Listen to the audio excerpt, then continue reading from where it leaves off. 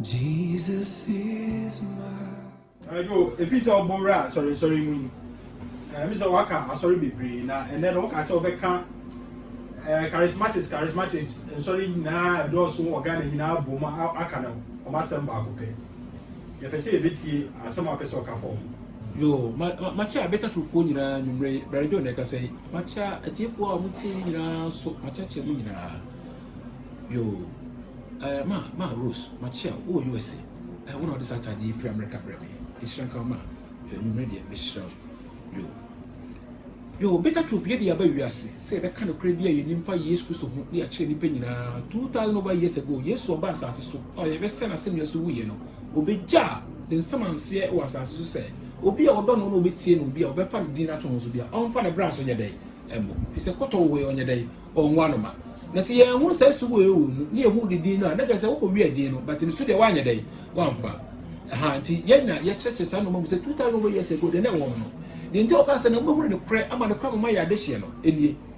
so hu sa na se we de bobra obi enu so obi an hye wo so obi ntimi ntim wa mene anyi sika bi anya day emfi wo se wa pemu ana obi sika bi anya day e de ma obi a that is it will Better Truth TV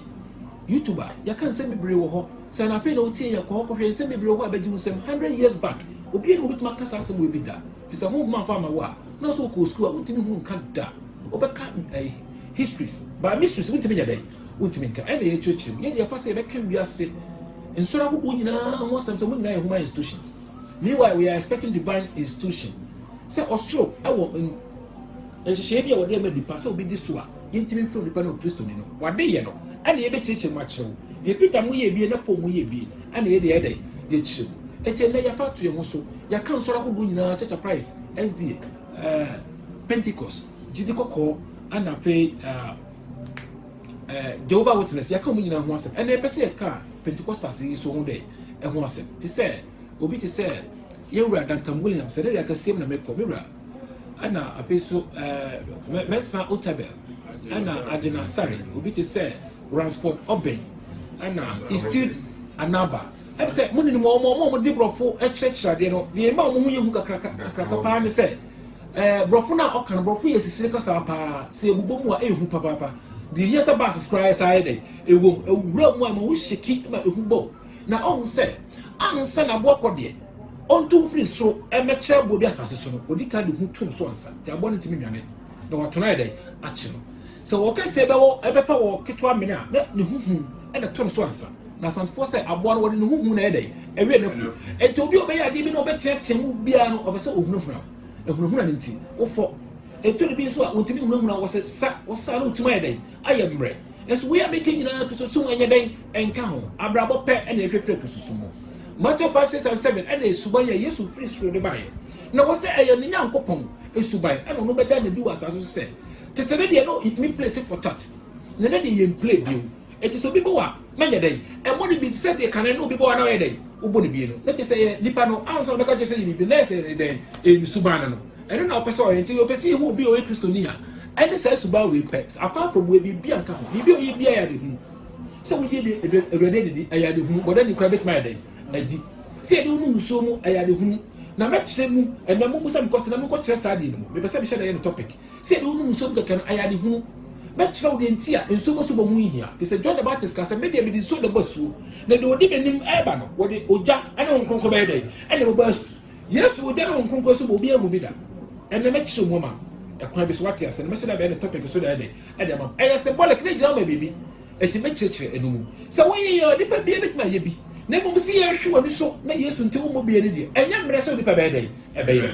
na we na so fo ba wi ase mpese mo ye etu ada na ehunahuna na so ka we na ko so ye na ka so ye dey wa ka ye bi na so mo ja we nyina dey ato na de foforo bi na mo ye dey o mo ye de nti mpese me kan ye wura no mo ho asem ne se nsama se yesu be ja na sase so Peter mo de ba mo bra Paul mo de ba mo bra e ma mo ko twetwe mo ma ko ma Korintofo Roman fo ne ade nyina no sansema na mo kan na enka no mo yin no mo na ye apamda da mu na ye sa mama se efa oyosem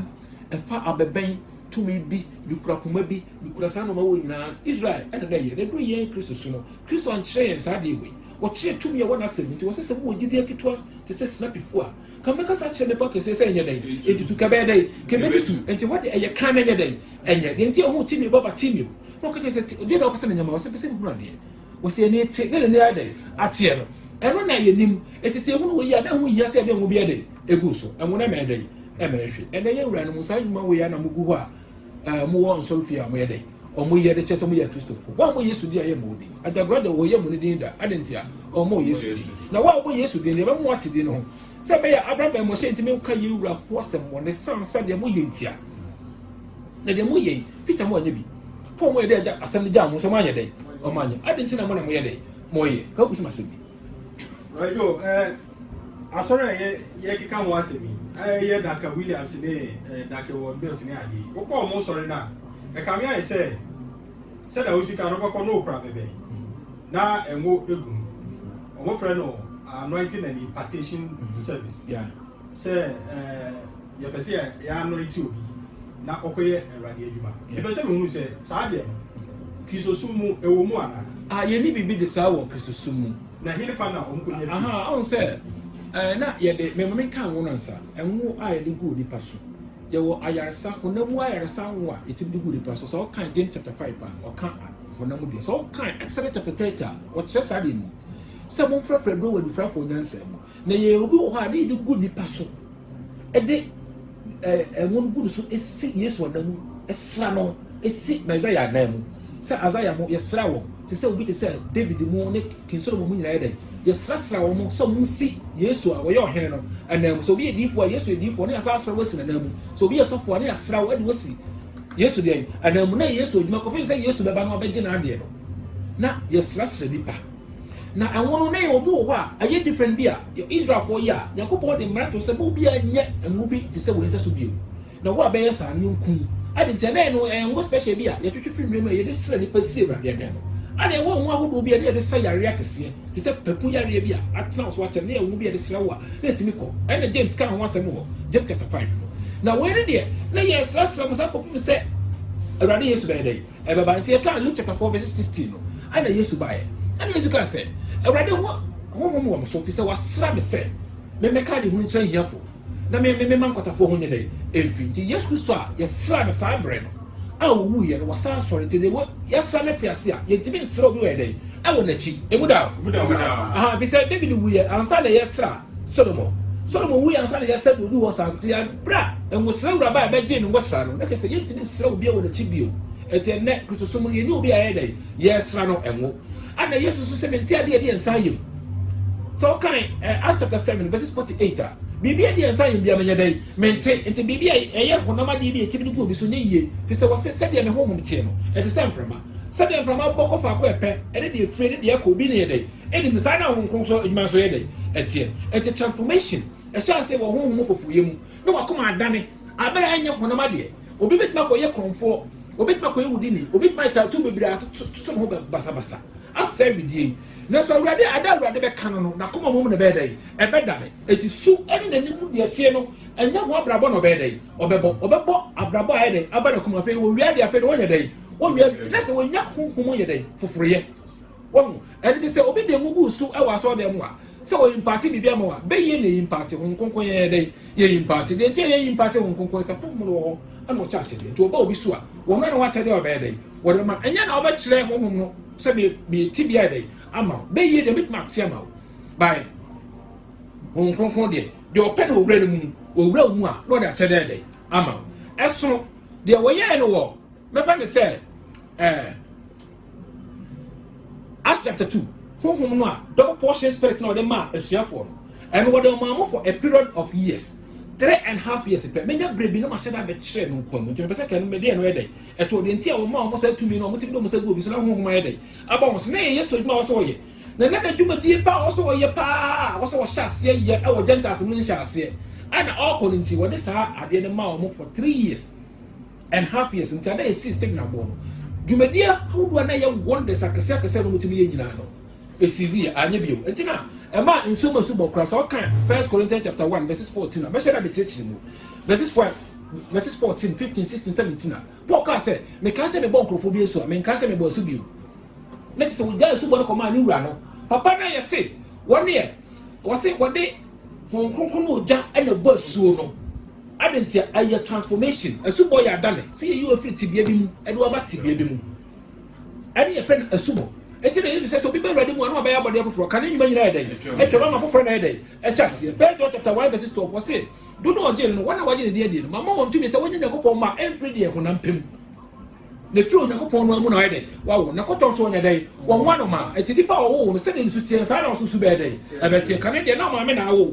ɛna ne deɛ ɛnya wo maame bio ɛna yim so bɛwo wa bra wɔnyini na wo maame deɛ ɔwo wɔ mmɔfra mu ɛto maa mu na ekuo no deɛ wobɛnyini wie ansa na yɛ dɛ yawo enti Bible no Isaiah ka kyerɛ sɛ ɛyɛ wɔn a yɛakyɛ wɔn afiri mpokua ano ɛyɛ wɔn a yɛakyɛ wɔn afiri nofo ano nti nya nkɔlaa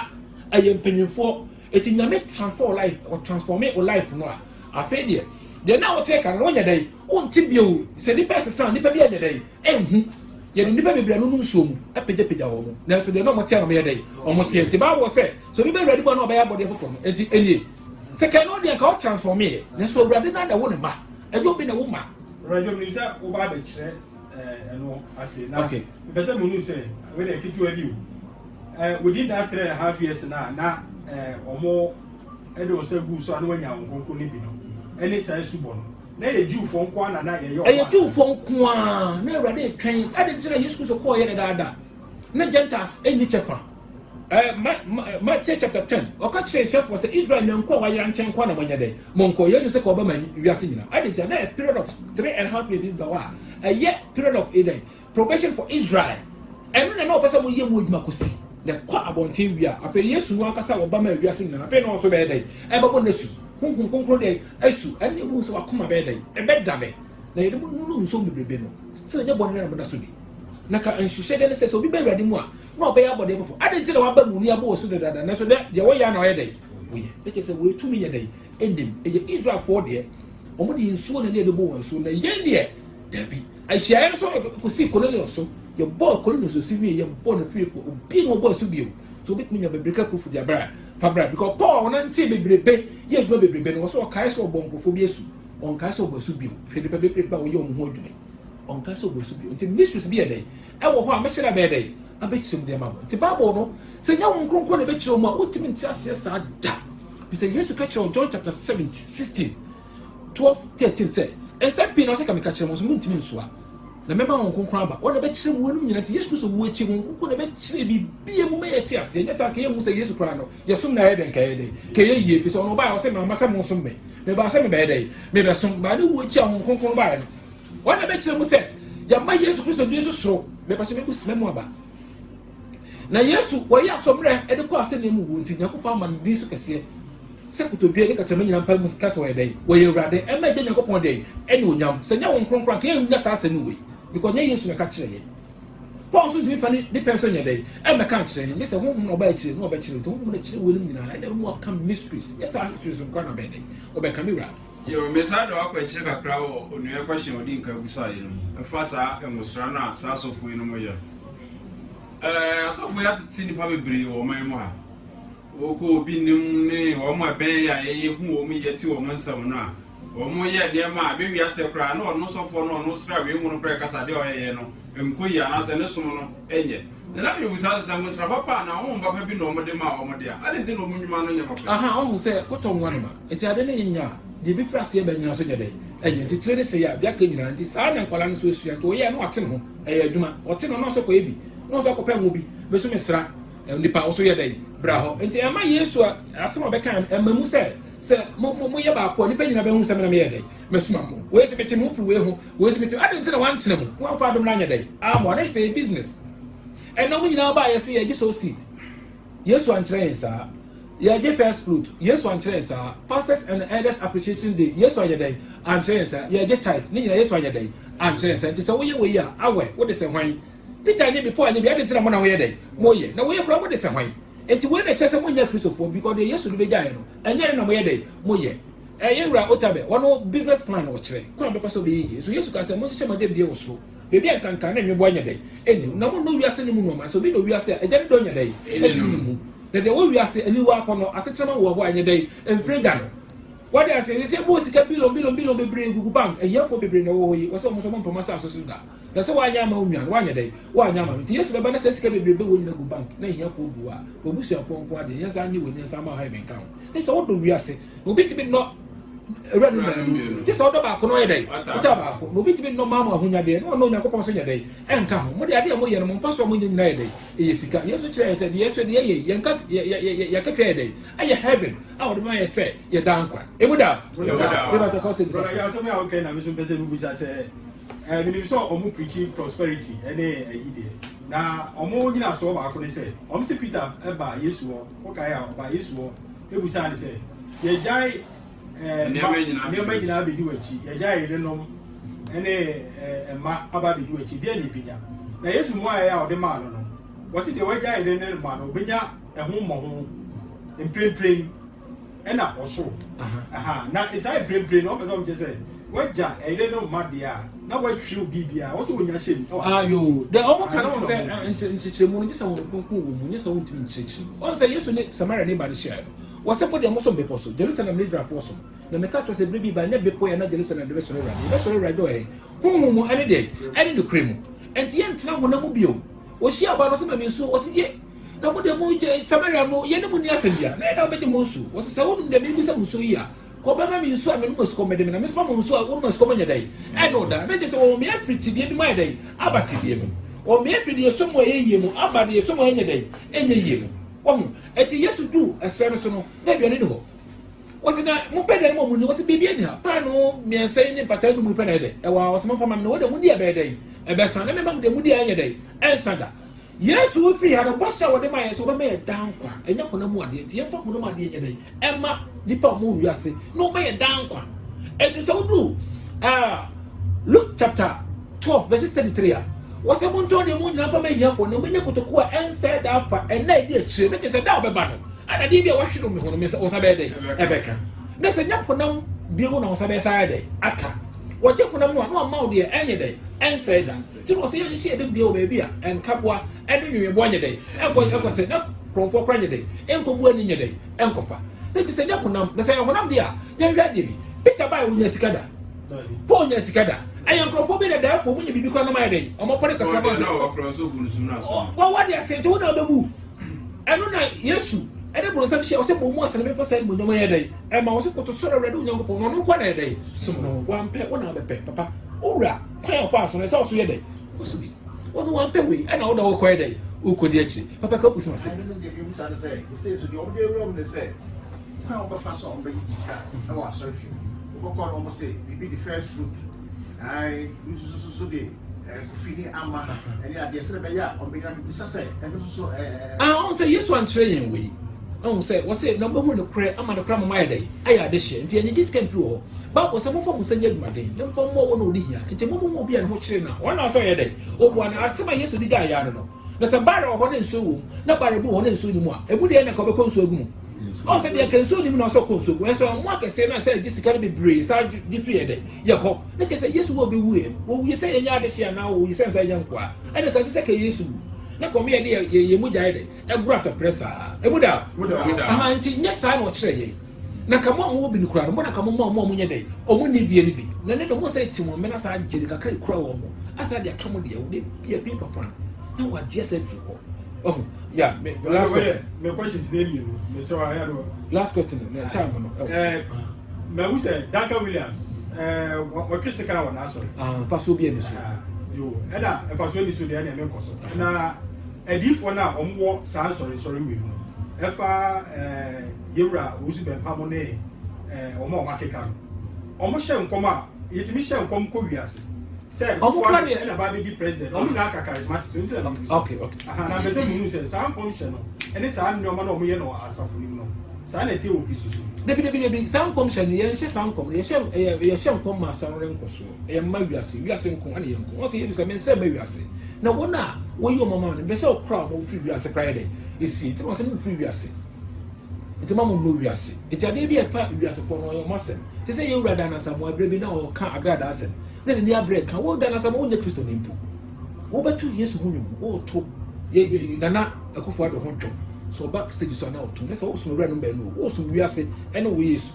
eti wo be do ba kwa se ba ko because say no be kasa pra de odogwa kwa ho no say me to nwuma sa na president ade aba he wo so nya sepa bi ka ho ani wu what they say ti ye ni wiase ni twaka bia ye tram say be bo brapa ni twa tax ni ye di ni cry dey amoma no ye bre so a yesu be fa efia sasa we because no mu ni se wase mo nya woni bone ni bi no nya dey mo nya mo ha ni bi ti ye no mu nya dey eni se eti obi ye kristo ni a won hye se ni so we ase sorry free sorry na se